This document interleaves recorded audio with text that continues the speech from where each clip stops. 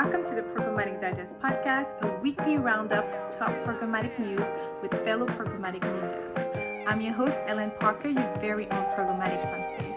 Thank you for joining us today. Before we get into today's conversation, subscribe, like, and share. Leave us a comment. If you need any more details, visit our website, programmaticdigest.com, programmaticdigest.com, where you'll be prompted for our new weekly or monthly newsletter. It only alerts you when there's a new episode live. So thank you so much for all your support and love, and remember to be curious. Enjoy the conversation. Welcome to the Programmatic Sensei's Corner, Marc, Shailin. That's how you pronounce it, right? Did I butcher it already? Shailin. Okay, cool. Feel free to call me out because I always tend to not let people know how they pronounce my name. And so I'm trying to do better so that I can do better with others. So feel free to, I've found that people like yourself where, in English, it's not completely phonetically spelled. They really do the best in making sure they pronounce names right. Oh, yeah. I take it to heart sometimes. So welcome to the podcast. Welcome to this really exciting episode where we'll highlight a lot of data analytics, a lot of, you know what, before we get into it, how about you each give me a quick introduction about who you are, what you do, and then we'll introduce Method MI. Sure. I'll go first, and then you can do the intro, Shailin, because you are better at it. My name is Marc Goldberg, the CRO, Chief Revenue Officer of Method Media Intelligence. I've been with the company since January of 2000, before the world ended up collapsing. And 2020. 2020, Jesus. It's a blur. I was going to say, wow. We're in month, what are we in, month 17 of 2020 right now? Yeah, we started the company when I was in 4th grade. Yeah. Segue to you. My name is Shailin Dhar. I am the founder and CEO of MMI. And just a little bit about MMI. It's the next generation of digital ad measurement that offers comprehensive measurement and verification solution for the first time in a very easy to implement manner. It's 2 lines of code. It takes 15 minutes, and it can cover an advertiser that spends $10,000 a month or $25 million a month. And we do verification, but we also enable supply path mapping in a very complex marketplace. And we serve essentially as not just a measurement and verification solution, but also a verified data warehouse for advertisers and agencies. So our team is building the platform that we hope and aim for to become the Bloomberg terminal for online ad transactions. Okay, that's a great intro and segue into what we're going to talk about today, which I'm really excited about because I don't know enough of the subject, and I should. We will talk about your article, Marc, specifically. It's called Why Prebid Alone Only Provides a False Sense of Security. It's on AdExchanger. It will be in the show notes, everyone, but I'm sure if you go to AdExchanger.com, you'll be able to find this article rather easily. So Marc, can you give us like your top 4 or 5 points of the article? I'm going to be very frank, and I'm not going to edit anything out. I read the article twice. I don't think I'm able to confidently recap the article, which I usually do for the listeners. So I'm not even going to fake it. I am just going to let you, the pro, explain the article, and then we can take it from there. Well, I think you actually just said it, fake it to make it, right? Yeah. I think until we become. The article tries to address something that I think I hear a lot in the marketplace is, oh, we don't need you, we have Prebid, or hey, we got this covered, we have something, we think we have something, or I think we have something. And so this really digs into kind of how Prebid works from a fundamental, like how the pipes are connected. Gets into the details, so I don't know how far you want me to get in, but there are, give it all in. RTB protocols and how that all works is, the signals are going back and forth between buyer and seller in the auction, and there's a limited amount that's given to into the machines around trying to figure out what's human and what's not. And that's kind of where it starts, is to try to help everyone understand what's available Okay. as well as what it's limited, and some of it's, to some extent, not as reliable as you may imagine. Got it. I think the main point that Mark and I try to express to customers all the time is an impression is not an impression to everybody. It means different things to every company in the transaction chain. And at every stage of kind of the life cycle of an ad opportunity becoming an ad impression, there's different data that's available for the purposes of verification and targeting and filtering. And in a pre-bid context, you don't have full measurement. It's literally just, based on bid stream data that's all server side. There's no client side measurement on the actual user's device. And that's what we continually try to emphasize is that's, I think that's why it's good to send people to the article is the picture that Mark chose is the perfect depiction. The concept we're talking about is, okay, you put the gate there, but all I need to do is walk around it. Yeah, so it's for those who haven't seen the article, read the article yet, or seen the pictures he's referring to, is literally, I think it looks like an entrance into maybe an apartment building, and then there's a gate with a door, but there's literally just that's it. Just imagining like a metal, not a metal door, but like a door right there, but there's like it's not attached to anything, like it's detached, and so you can easily walk around. So break it down even further for us. So maybe I don't understand exactly what you are calling pre-bid or what pre-bid is here, but what exactly is that? The way I defined it was any pre-bid filters. Like if I'm setting up a campaign, for instance, in DV360, and I have the brand safety filters that I check in, I don't want to serve on negative news, or I don't want to serve on political content. That is what I call pre-bid before. Is that how we're identifying it here? Yeah, so I think that that goes along with what we're talking about in the overall definition of pre-bid. So pre-bid is referring to targeting as well as filtering that is done before a bid is placed in an auction. So a bid request gets sent out by an SSP or an AdExchanger to all the various buyers that they have integrations with, and all of the bidding, all the active campaigns in any DSP have the opportunity to place a bid if it fits their targeting. You can also reject the opportunity for various reasons, and that's what the article outlines is, you can reject a bid for not just invalid traffic reasons, but content category reasons, frequency reasons. If you've already seen this user, obviously that's going to be changing next year, but we're not there yet.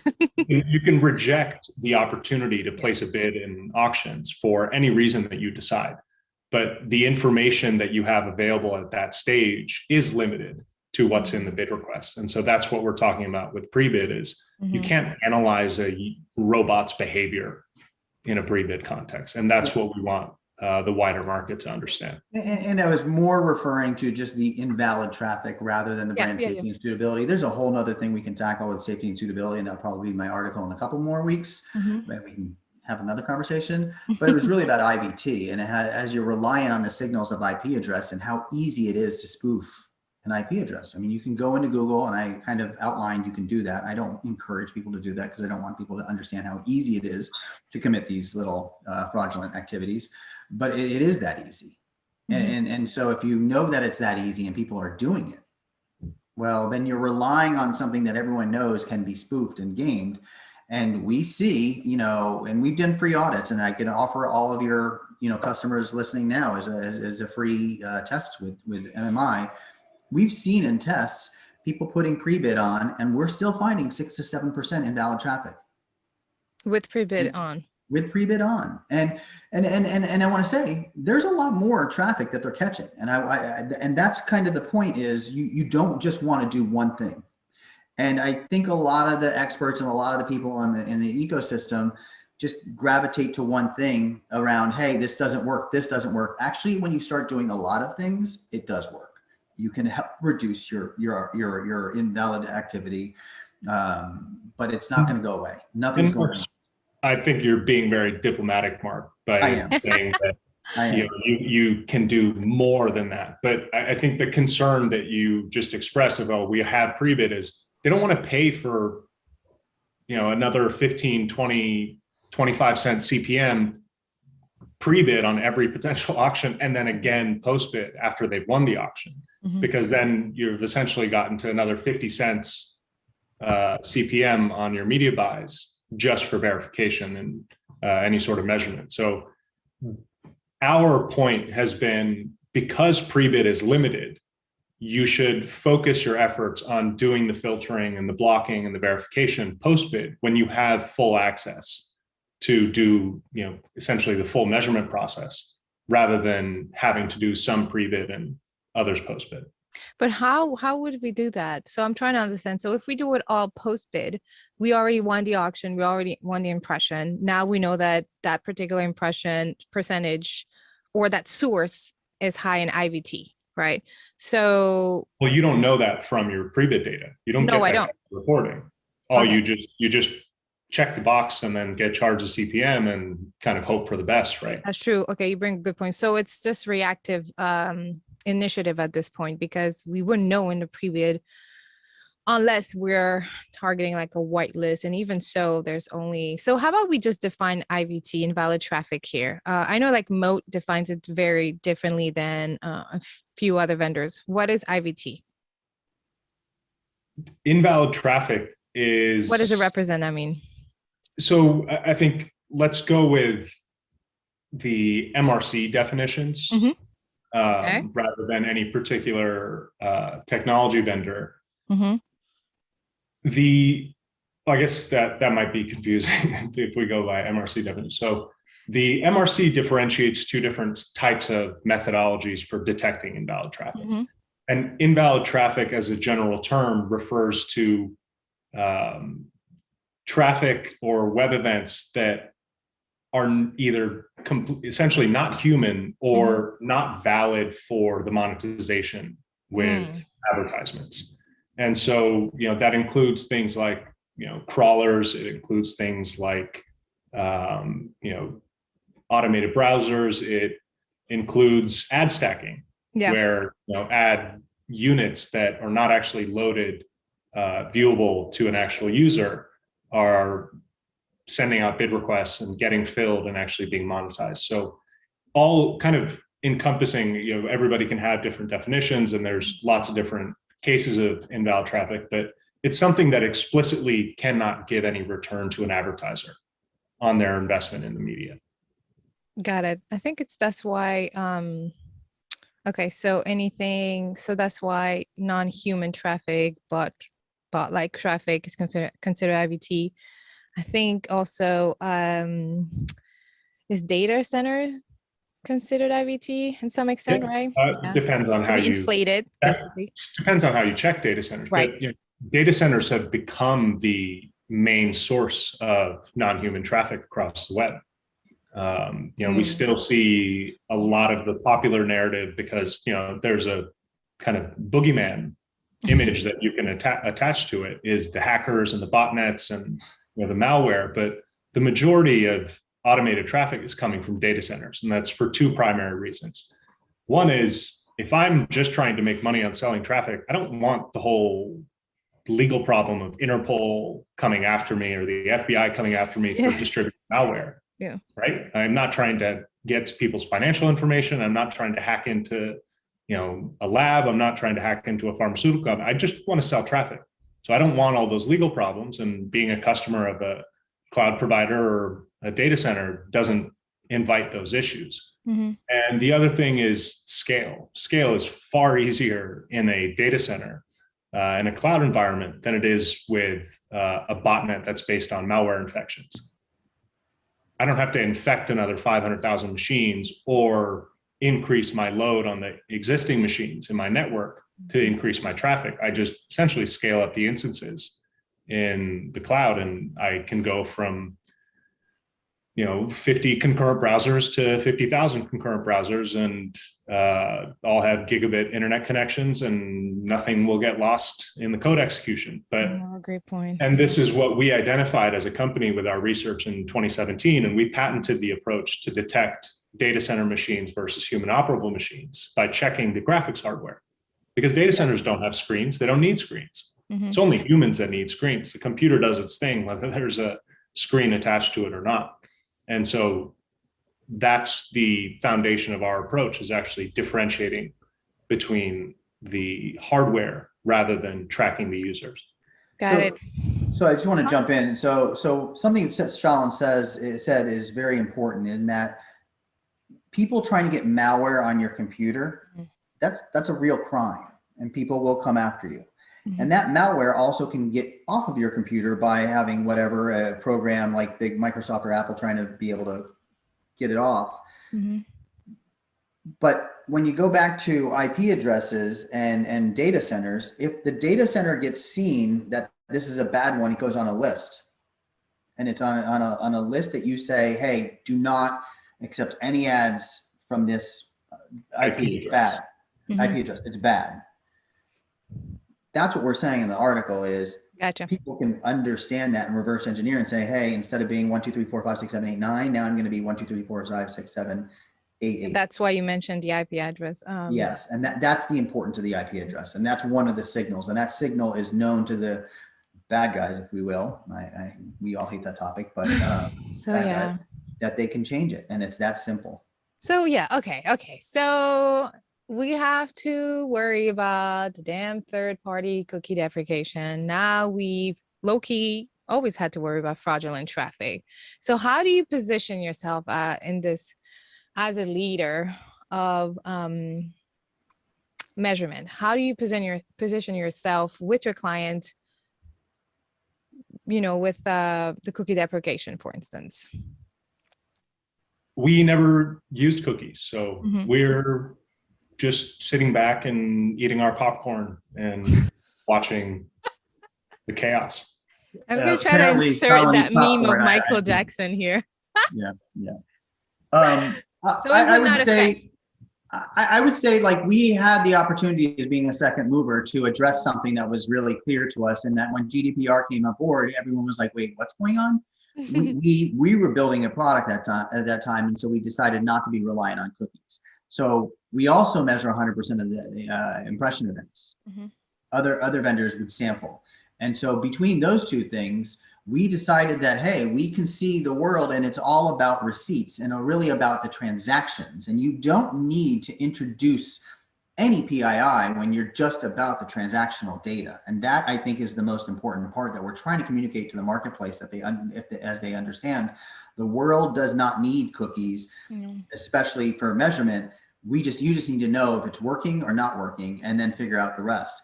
Obviously, there's some attribution questions and answers that you'll have to figure out. But since we're able to tie a lot of these pieces together, we can do last click attribution for you and make sure that you understand if your user is a human or not.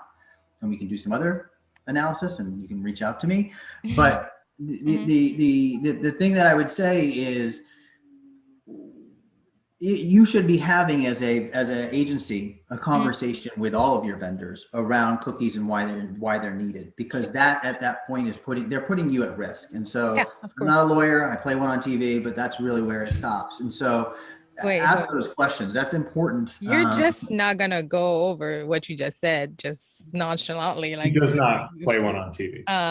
You or did not play one on TV? And if yes. No. Oh, okay. I have a radio face. That's why I'm really upset that this is a video right now. When you do a podcast, it's an audio thing. I don't know if you heard about this. It's an audio thing, and now we're on screen. And I didn't cut my hair properly today, and I'm wearing a T-shirt that hopefully you guys all like. Anyway,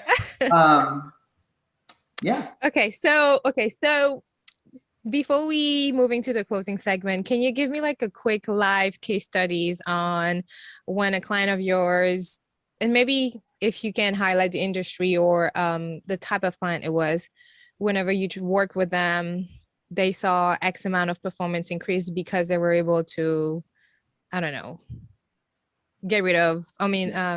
exclude this amount of IVT traffic, or work closely with this vendor, or because you did mention supply path optimization earlier. So I'm just trying to understand, like, okay, how can we like literally implement things and execute on the knowledge we just gained? Yeah. We measure our customer success not by performance increase, but waste mitigation. By what? Waste mitigation. So Waste, how much okay. waste were we able to identify and then remove from the buying process? Okay. And so it really is, our roots are as a consultancy. And I think even when we've, developed the product and rolled it out and become a, primarily technology offering, that consultative side has still stayed as part of our practice. We start by just looking at what's being paid for.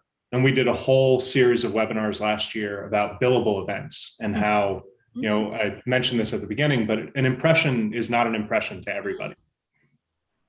SSPs and exchanges are generating bid requests. Sometimes, often, they turn into actual completed auctions. That is still not an ad impression. Yeah. So the numbers you see in a DSP in a bidding platform are not ad impressions. They're not ads. They're just won opportunities for placing ads. And if you're being billed just on those numbers and not reconciling that against the actual number of ads that you've served, which would be counted in your ad server, that's on average 12 to 15% waste, just evaporating right there. And we don't like to get into the fee structures of one platform versus another. It's literally just about what numbers are being billed off of. I agree. Whether the DSP charges you 3% as the fee or 30% as the fee, if you're paying for 100 auctions that were won when you only served 85 ads, that's the problem you can attack right away, rather than having to renegotiate a bunch of contracts at a holding company level or whatever complex action would need to be taken. So we start there, and then we actually implement our measurement in the ad server. And the deployment takes 5 minutes, honestly, with somebody that's never implemented an event tag before. Okay. It usually goes 15, 20 minutes because the highs, hellos, and all that part. But my small talk probably ruins it. Yeah, it's pretty quick. And then immediately we populate across every live campaign in the ad server. This is fascinating. I think we can talk about it for another couple hours, but oh yeah, be respectful anytime of your time. Yeah. Anytime indeed. So in closing, I just have a couple questions for y'all. Yeah. If you can each share one fun fact about yourself. Mark, outside of your surprising in the closet acting career, what is one fun thing you can share with us? We already know that, so you have to. I'm an open book. I'm an open book. No, I was not on TV. Sorry, I was just making a fun reference. What would I tell anyone? I don't know. I mean, everyone pretty much knows I'm an open book. Surprise one fact. Shailin, you go. What do we got? How about I do your fun fact and you can do mine? Oh, I'm scared. Go for it. Mark, the one I know, has very established legal scholars in his family, and he is the complete opposite as a person. Oh, okay. He has also lived in California and Chicago and New York. Those are fun facts. Those are fun facts indeed. Shailin is, to me, the one person that understands ad fraud and technology better than, I would say, 99.7% of the people at this point of the world. And the reason I say that is because I actually followed him prior on LinkedIn, and I would like, what's he saying today? And so the fun fact is he's written little books, he's been part of lawsuits, and he really has a good understanding of how all the ecosystem pieces work together. And it's enabled us actually to create a product that addresses a lot of the missing components, as well as the future proof of the world of what we think is really gonna be changing. So that wasn't so fun. I don't want to embarrass him, but yeah, I could probably you can say the circus version. Nah. No. Well, no. I mean, he thinks Jay-Z is the best rapper, and I think Nas is. But anyway. Oh my gosh, we're not even gonna get into this conversation because we will get into another 2 hours right now. Okay. You cannot ask me to. I placed the Hey, demand you on this can one. stop recording. Me and Shailin are still going to debate this. That's He's hilarious. looking for his Rockefeller hat that he's going to wear. Yeah. So where's my Wife put it away, by the way. Yeah. I'll just do this. Okay. Oh. All I right. I'm am going a to give you some very big ether later. Beyonce fan, so but I will not take sides here. Yeah. Not take sides. I'm going to give him some ether a little later. Oh Ooh. boy. Oh boy. Well, thank you so much for joining right. us. This was such a fun experience. I know it's not going to be the last time, but just in case somebody wants to reach out to both of you, how can they do that? Find me on LinkedIn. I'm visible. Goldberg. MARC@MMI.com. MARC at Love MM. his inbox. He loves it. Yes, please email him, and I'll have his information in the show notes and on any social media that we'll push. So we'll make sure to tag him. So thank you again for making the time for us, and I hope you have a wonderful end of the day. And I hope you had a great Mother's Day. Thank you. Yeah. Thank you so much for joining us today. We really appreciate your love and support. We hope you enjoyed the conversation. If you have any questions, feedback, or just simply want to say hi, email us at info@programmaticdigest.com. You can also visit the website programmaticdigest.com, where we're always looking for guest hosts. We're also looking for sponsors. So hit us up if you're interested.